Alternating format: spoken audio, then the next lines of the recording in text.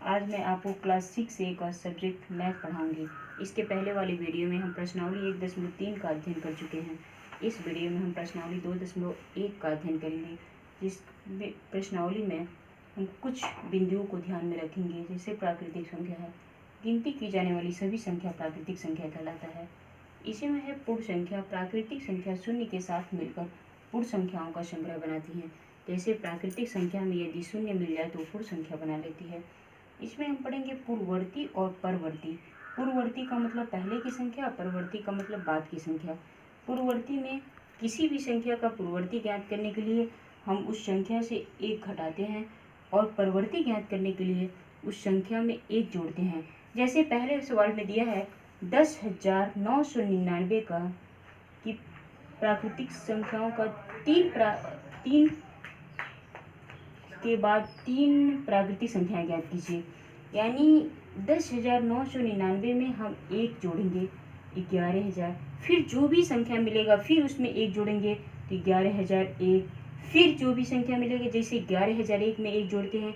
यानी यदि हमें 3 प्राकृतिक संख्या ज्ञात करना है तो उसमें हम एक ऐड करते जाएंगे। जैसे दूसरा सवाल है 10,001 के से ठीक पहले आने वाली 3 पूर्ण संख्याएं लिखिए। यानी इसमें जो भी संख्या दिया है उसमें से हम एक घटाते जाएंगे, फिर जो संख्या प्राप्त होती है उससे हम एक घटाएंगे, फिर हमारा मिला 9,999, फिर इसमें से एक घटाएंगे 9,998। इस तरह से हम इस चैप्टर के सवाल को हल करेंगे। बाकी तीसरा सवाल दिया है सबसे छोटी पूर्ण संख्या कौन सी है, तो सबसे छोटी पूर्ण संख्या 0। फिर चौथा दिया है 32 और 53 के बीच में कितनी पूर्ण संख्याएं हैं, तो 32 और 53 के बीच में हम देख लेंगे कितनी पूर्ण संख्याएं, ऐसे लगा लेंगे सवाल को। फिर पांचवा निम्न के परवर्ती लिखिए। यानी पहला संख्या दिया है 5 का a 24 40, यानी इसका परवर्ती ज्ञात करना है। इसका मतलब इस संख्या में हम एक जोड़ देते हैं। जैसे इसका परवर्ती हमारा हो जाएगा 24 40 702। इसी तरह से इसके अन्य सवाल को हल करेंगे। 6 में पूर्ववर्ती ज्ञात करना है तो उसमें से जो भी संख्या दिया है उसमें से एक घटा देंगे। इस तरह से इस प्रश्नावली के अन्य सवाल को भी हल करेंगे। जैसे इसमें 8 नंबर सवाल दिया है शून्य सबसे सत्य असत्य बताना है कि शून्य सबसे छोटी प्राकृतिक संख्या है तो असत्य। इस तरह से इसमें हम लोग देख लेते हैं कि कौन सा सत्य है और कौन सा असत्य है। और बाकी जो भी सवाल है इसको हम कॉपी पे लगाएंगे, हल करेंगे।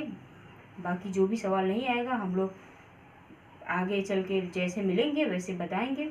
फिर आगे जो भी इसके आगे वाले प्रश्नावली के बारे में 2.2 के बारे में हम लोग दूसरे वाले वीडियो में बात करेंगे। बाकी इसमें कुछ है नहीं, बस आप लोग को यह है कि इसमें पूर्ववर्ती और परवर्ती ज्ञात करना है, यानी एक जोड़ना है और एक घटाना है। इसी हिसाब से आप लोग पूरे सवाल को लगा लीजिएगा। क्लास 6 का सब्जेक्ट मैं पढ़ाऊंगी। इसके पहले वाली वीडियो में हम प्रश्नावली 2.1 का अध्ययन किया था। इस वीडियो में हम प्रश्नावली 2.2 का अध्ययन करेंगे। इसका पहला सवाल है उपयुक्त क्रम में लगाकर योग ज्ञात कीजिए। जैसे दिया 837 प्लस 208 प्लस 363। इससे ऐसे भी ऐड करेंगे तब भी आपका आंसर मिल जाएगा, लेकिन इसको उपयुक्त क्रम में लगाकर, यानी इसको आसान बनाना है। उपयुक्त क्रम में लगाकर इसका योग ज्ञात कीजिए।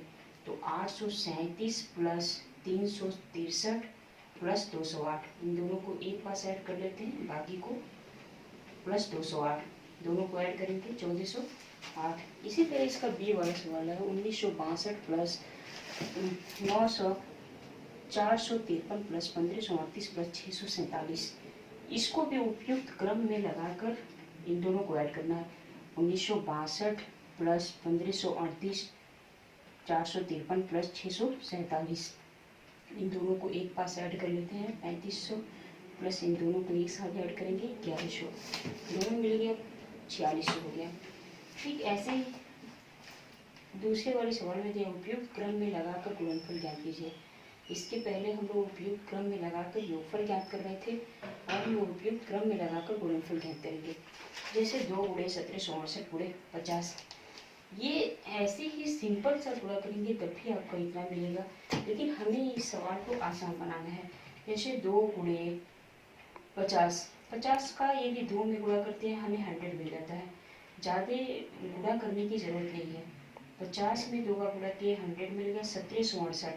अब मेरा आसान हो गया, 1768 का 1 में गुणा कर देंगे 1768, जितने अंक होते हैं उतने जीरो बढ़ा देते हैं, ये हमारा। इसी तरह से एक इसका यह वाला सवाल है 125 गुणे 40 गुणे 8 गुणे 25, इसको भी उपयुक्त क्रम में लगाकर आसान बना लेते हैं। 125 25 का 40 में गुणा करेंगे तो 1000 मिलेगा, 8 गुणे 125 तो 1125 गुणे 8, दोनों का गुणा कर लेंगे इतना मिल जाएगा। तीसरा दिया निम्नलिखित में से प्रत्येक का मान ज्ञात कीजिए। तीसरे का 297 गुणे 17 प्लस 297 गुणे 3, इन दोनों में सबसे पहले ये देख लेते हैं कॉमन क्या है। दोनों में 297 कॉमन हुआ, 297 को बाहर कर लेंगे, बाकी हमारा 297 यहाँ से निकल गया, बचा क्या 17 प्लस यहाँ क्या बचा 3, तो 297 गुणे 17 3 मिलके 20, 297 का गुणा 2 में कर दीजिए, बाकी जितने जीरो हैं उतना जीरो बढ़ा दीजिए। ऐसे डी नंबर सवाल भी दिया है, इतना प्लस इतना, इसमें इन दोनों का गुणा करेंगे तो आपका ये मिलेगा गुणे 782 प्लस इन दोनों का गुणा करने के बाद से हमें ये मिला गुणे 218। इन दोनों में देख रहे हैं, दोनों में एक ये दोनों कॉमन है, दोनों में कॉमन कर लेते हैं 782 प्लस 218, गुणा करने के बाद से 1000 मिल गया, हमारा आसान बन गया। अब 19,225 में 1 का गुणा किए उतना मिला, फिर जितने जीरो होते हैं उतने जीरो आगे बढ़ा देते हैं, गुणा करने की कोई जरूरत नहीं है। चौथा, उपयुक्त गुणों का प्रयोग करके गुणनफल ज्ञात कीजिए। इसमें वितरण नियम का प्रयोग करना है। जैसे चौथे का दिया 738 गुणे 103, इसको हम ऐसे ही गुणा करेंगे तब भी ये मिलेगा, लेकिन उपयुक्त गुणों का प्रयोग करते हुए, यानी 738 गुणे 103 को हम लिख सकते हैं 100 प्लस 3। 738 का पहले 100 में गुणा करेंगे, फिर प्लस 738 का 3 में। 738 का 100 में गुणा करेंगे, 738 का 1 में गुणा किए 738, जितने जीरो है उतना जीरो बढ़ा देंगे, गुणा होगी 3। 738 का फिर 3 में गुणा कर देंगे, दोनों को ऐड कर देंगे, आंसर मिल गया। जैसे इसी तरह से इसके अन्य सवाल को आपको हल कर लीजिएगा। 5वां क्वेश्चन दिया है, किसी टैक्सी ड्राइवर ने अपनी गाड़ी की पेट्रोल टंकी में सोमवार को 40 लीटर पेट्रोल भरवाया, अगले दिन उसने टंकी में 50 लीटर पेट्रोल भरवाया, तो टोटल कितने हो गए? टोटल हो गए 40 50 90, और यदि पेट्रोल का मूल्य 44 रुपये प्रति लीटर था, यानी 1 लीटर का 44 रुपये, तो 90 लीटर पेट्रोल डलवाया, तो 90 गुणे 44 बराबर 3960 रुपये। ऐसे सेम ऐसे इसका 6 नंबर सवाल है, आप लोग हल कर लीजिएगा। 7वां दिया है, निम्न को सुमेलित कीजिए। जैसे पहले का सी से और दूसरे का ए से, तीसरे का बी से। ऐसे हम लोग प्रश्नावली 2.3 देखते हैं। प्रश्नावली 2.3 का पहला सवाल है, निम्नलिखित में से किससे शून्य निरूपित नहीं होगा।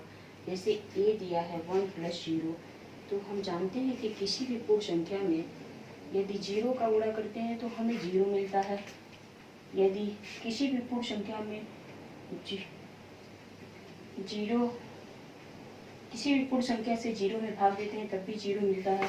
इसी तरह से इसका पहला सवाल दिया है ए 1 + 0, किसी भी संख्या में यदि 0 को ऐड करते हैं तो हमें वही संख्या मिलता है, इसलिए निम्नलिखित में से किससे शून्य निरूपित नहीं होगा।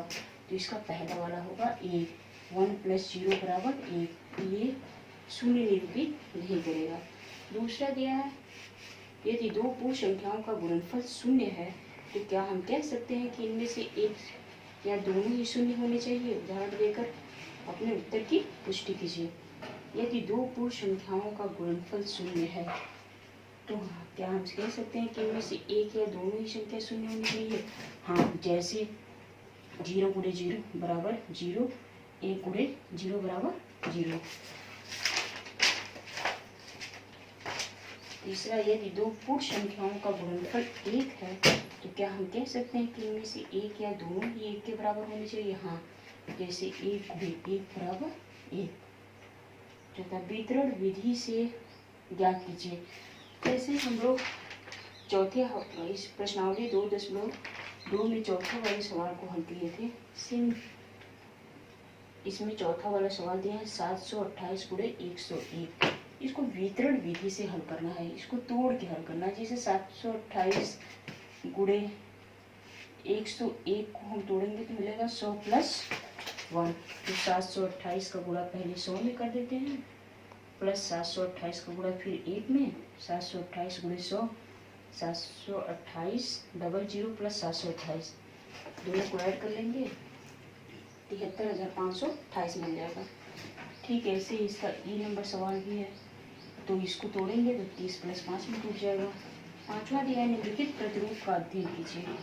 जैसे दिया 1 गुणे 8 प्लस 1 बराबर 9, 12 गुणे 8 प्लस 2 बराबर 98, फिर 123 गुणे 8 प्लस 3 बराबर 987, 1234 गुणे 8 प्लस 4 बराबर 9876। ऐसे ही इसका प्रतिरूप अगला 2 इसमें लिखना है। अगले 2 चरण लिखे, क्या आप कह सकते हैं कि प्रतिरूप किस प्रकार कार्य करता है? तो इसका अगला 2 चरण होगा 123 1 2 3 4 5 6 गुणे 8 प्लस 5 बराबर 9 8 7 6 5 4, 1 2 3 4 5 6 7 गुणे 8 प्लस 5, 9 8 7 6 5 4 3।